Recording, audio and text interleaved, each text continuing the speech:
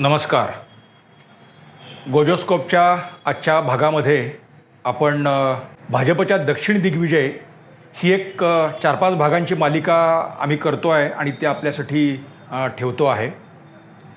आजच्या पहिल्या भागामध्ये केरळ हा विषय आम्ही बेसिकली घेतलेला आहे.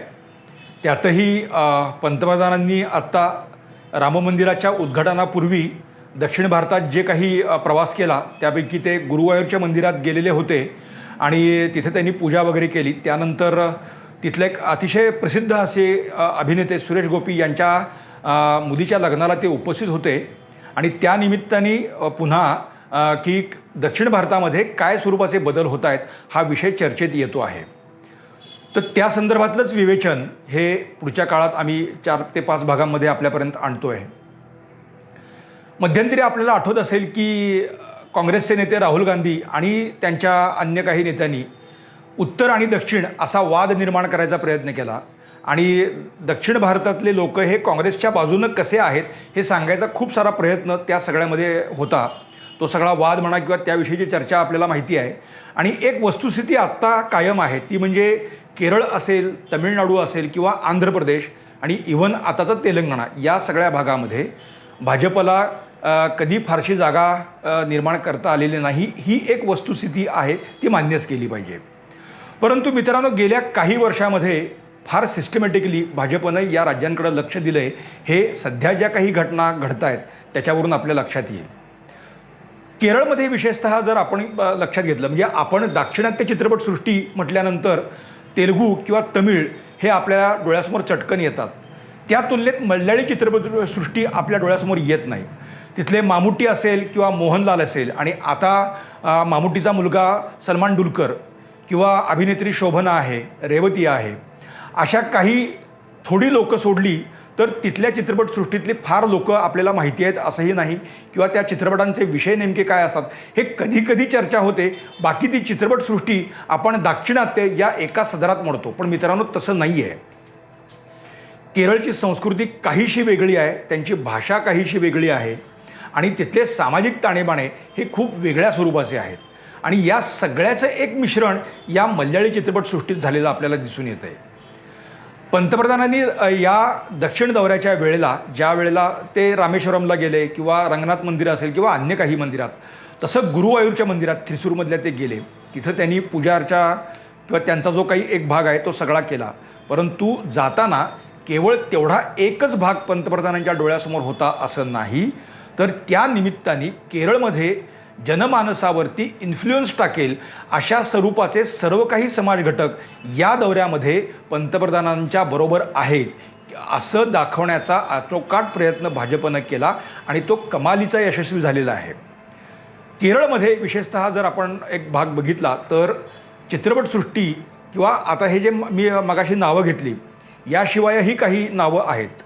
त्यातलंच एक नाव म्हणजे सुरेश गोपी. हे गेली 3-1 दशकं तरी मल्याळी चित्रपटसृष्टीवरती अधिराज्य गाजवणारा एक चांगला अभिनेता म्हणून सुरेश गोपींकडे बघितलं जातं. आणि त्यांची कन्या राधा, तिच्या लग्नासाठी पंतप्रधान गेले आणि तिथं त्या लग्न समारंभात ते उपस्थित होते. या लग्न समारंभापूर्वी गुरुवायूरच्या मंदिरामध्ये म्हणजे अभिनेत्री शोभनानी एक तिचा व्हिडिओ पण इंस्टाग्रामवरती टाकलेला होता.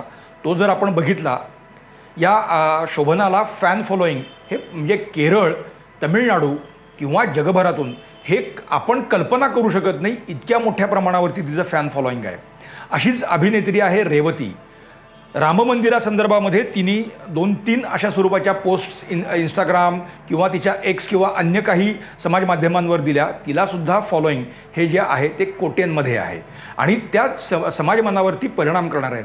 शोभनाने असं म्हटलं होतं की आज देवाच्या देवळामध्ये म्हणजे देवळामध्ये मी अशाच देव माणसाच्या बरोबरी देव माणसाला भेटायसाठी आज इथे आले आहे आणि हा माझा मोठा सन्मान आहे. मित्रांनो, हे वाक्य किंवा ह्या भावना आपल्याला सहज साध्या वाटल्या तरी त्याचा काही एक इन्फ्लुएन्स हा इथं होणार आहे.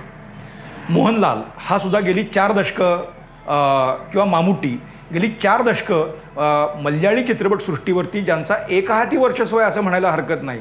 अतिशय वेगवेगळ्या स्वरूपाचे चित्रपट आहेत, त्यातल्या भूमिका आहेत आणि या सगळ्यातून त्यांचं मोठ्या प्रमाणावरती केरळी समाजामध्ये, मल्याळी समाजामध्ये, मग तो जगभर कुठेही असो, तर ही त्यांच्यासाठी एक अतिशय महत्त्वाची अशी काही जी माणसं आहेत किंवा जी व्यक्तिमत्व आहेत त्यापैकी ते आहेत. आणि अशातलंच एक जगतवंदनीय म्हणायला हरकत नाही असं गायक आपल्याला माहिती आहेत के.जे. येसुदास. मित्रांनो, ही म्हणजे नामावलीच मोठ्या स्वरूपाची आहे. येशुदास तर आपल्याला माहिती आहेत. असेच तिथले आणखी एक ज्येष्ठ अभिनेत्री आहेत दिलीप. तर असे खूप लोक, शाजी करण असतील किंवा असे जे पूर्वी कधीतरी काँग्रेस, कधी कम्युनिस्ट अशा ह्याच्यात किंवा कधी स्वतःला अलिप्त ठेवणारे, यात मोहनलालचा आपण वेगळा उल्लेख करायला हवा. त्याचं कारण मी उद्याच्या तुम्हाला भागामध्ये सांगेन. पण असे सगळे जे लोक आहेत हे त्रिसूर किंवा पंतप्रधानांच्या अन्य दौऱ्यामध्ये तिथे आपल्याला दिसून आले मोठ्या प्रमाणावरती. म्हणजे या लग्न समारंभाच्या वेळेला म्हणजे हे सगळे लग्न समारंभानिमित्ताने आलेले सगळे हे कलाकार आणि पंतप्रधानांची त्यांच्या भेटीगाठी याचा एक वेगळा संदेश केरळी समाजामध्ये, आणि तो फक्त केरळपुरता मर्यादित राहत नाही, तर कर्नाटक आहे किंवा तमिळनाडू विशेषतः, तर तिथं या अभिनेत्यांचा एक फॅन फॉलोईंग मोठ्या प्रमाणावरती आहे. तर तिथंही याचा काही ना काही पर्क्युलेशन आपल्याला दिसणार आहे. म्हणजे केरळातला पालघाटसारखा जिल्हा असेल जो कोयमुतूरला जोडून आहे, किंवा असे काही सगळे भाग आहेत की तिथे दोन्ही भाषा चालतात. लोक या दोन्ही भाषांमध्ये फ्लुएंट आहेत आणि तिथे संस्कृतीची सरमिसळ आहे.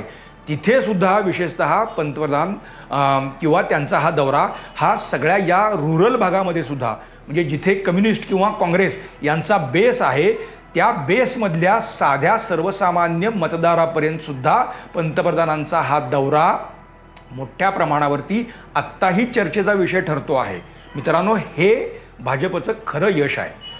मग आता यातून उद्याच्या उद्या लगेच काहीतरी भाजपला जागा मिळणार आहेत किंवा भाजपने केलं असं आहे का? तसं होण्याची शक्यता कमी आहे. याची भाजपला सुद्धा कल्पना आहे. परंतु या वेळेला भाजपनं केरळातल्या 11 पैकी 5 जागांवरती लक्ष केंद्रित केलेलं आहे. आता तिथे काही इथे कोणाला जागा भाजप उतरवू शकेल वगैरे या स्वरूपाची काही चर्चा आहे. पण त्यातली सगळ्यात काही नावं आपण घ्यायला पाहिजेत. तर येशुदास आहेत, गायिका के.एस. चित्रा आहेत, पी.टी. उषा आहेत. म्हणजे ही 3 नावं तर सध्या मोठ्या प्रमाणावरती चर्चेत आहेत. काँग्रेसचे वरिष्ठ नेते ए.के. अँटनी यांचा मुलगा संजीव, मला वाटतं त्याचं नाव, तर तो भाजपमध्ये आलेला आहे. तर त्यालाही एक उमेदवारी दिली जाईल अशीही चर्चा आहे. आणि अभिनेते दिलीप यांनासुद्धा भाजप यावेळेला निवडणुकीत उतरवेल अशा स्वरूपाची सुद्धा चर्चा मोठ्या प्रमाणावरती आहे. काँग्रेसचे बडबोले नेते आपण ज्यांना म्हणतो, बरेच उपद्व्यापी आहेत, ते शशी थरूर. त्रिवेंद्रममध्ये किंवा तिरुवनंतपुरम मतदारसंघामध्ये शशी थरूर यांचा क्लाउट आजही बऱ्यापैकी कायम आहे. आता या निवडणुकीत ते निवडून येतील किंवा नाही हे आत्ता आपण काही म्हणू शकत नाही. परंतु शशी थरूर यांच्याविषयीचे कितीही वादविवाद असले तरी त्याचं फार मोठं पर्क्युलेशन त्रिवेंद्रममधल्या मतदारसंघामध्ये किंवा मतदारांमध्ये फार काही दिसतंय असं नाही. त्यामुळे त्रिवेंद्रमसारखा मतदारसंघ म्हणजे काँग्रेसला ठेवायचा असेल तर त्यांना थरूर यांना बरोबर ठेवावं लागेल अशी आजची तरी अपरिहार्यता आहे. दुसरीकडे वायनाडमध्ये राहुल गांधी निवडणुकीत मागच्या वेळेला जिंकले आपल्याला माहिती आहेच. तर यावेळेला गेले 3 महिने विशेषतः की मार्क्सवादी कम्युनिस्ट पक्ष असेल किंवा त्यांचे नेते पिनराई विजयन मुख्यमंत्री जे आत्ताचे आहेत, तर अशी या लोकांनी आत्ताच काँग्रेसला म्हणजे गेले 3-1 महिने काँग्रेसला मोठ्या प्रमाणावरती विरोध सुरू केलेला आहे. आणि वायनाड यांना आता राहुल गांधींना आम्ही वायनाडमध्ये मदत करणार नाही अशी थेट धमकीवजा भूमिका या पक्षांनी घेतलेली आहे, मार्क्सवादी पक्षांनी. ज्या वेळेला राहुल गांधींनी त्यांची पहिली भारत जोडो यात्रा सुरू केली तीच मुळात केरळातून, म्हणजे कन्याकुमारीपासून, पण केरळातून ते बऱ्यापैकी 11-12 दिवस ते तिथे राहिले आणि त्याच्यानंतर ते तमिळनाडूत गेले आणि त्यांचा दौरा पुढे सरकत राहिला. तो दौरा किंवा त्यांची जी काही यात्रा आहे ती बघितली तर काँग्रेसच्या बरोबर जे पक्ष राहिले, कधी काँग्रेस त्यांच्या विरोधात होती पण बऱ्यापैकी, आणि आता इंडी अलायन्समध्ये हे सगळे पक्ष एकत्र होते, त्यांचीच सरकारं या सगळ्या राज्यांमध्ये आहेत. तर राहुल गांधींनी काढलेला दौरा हा आमच्या खच्चीकरणासाठी आहे का असा प्रश्न या पक्षांना पडला. आणि त्यातलं केरळ हे एक राज्य आहे आणि तिथे मार्क्सवादी पक्षांनी काँग्रेसला थेट विरोधाची भूमिका घेतलेली आहे. तर तोही संदर्भ जर इथं आपण लक्षात घेतला तर भाजपनी पंतप्रधानांच्या बरोबर म्हणजे किंवा मोदींना गुरुवायूरमध्ये आणून काय साधायचा प्रयत्न केला तर एकीकडे मार्क्सवादी पक्ष आणि कम्युनिस्ट काँग्रेसमध्ये असलेली दुफळी आता दिवसेंदिवस वाढती आहे.